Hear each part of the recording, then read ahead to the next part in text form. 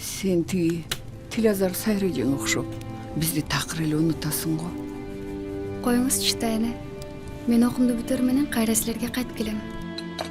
Бир окусын таштап экинчиси коет деле, анысын да таштаптыр. Каякта окуганын айтпайт. Бул менин эң алгачкы сүйүүм эле. Баары түшүмдөгүдөй. Дүйнө түркүн кооз түстөргө боелгондой болду. Мен эми эч кимге көз каранды болбогон вебкам моделмин.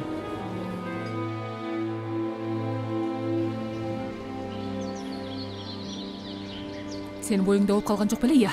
Эй, бетбак. Боюңда кимден болду? Кимден болду?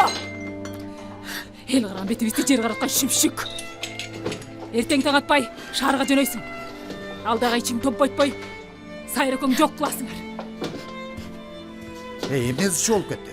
Мен аборт жасатпайм. Эмне? Жасатпайм? Тетиңиз арылган деген шүмшүк бүт айылга ушак тарап жүрөт. Ошого ишенип атасыңбы? Мен эмне келесо деп ойлоп атасыңбы? Азыр сен жашсың. Оюнуп жыргап ал да.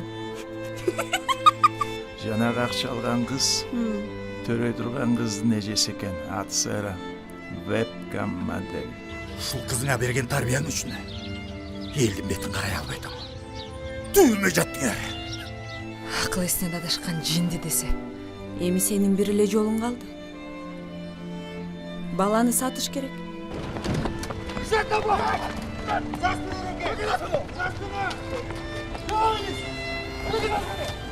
Тайны. Мен бул турмуштун сыноолорунан коркпойм.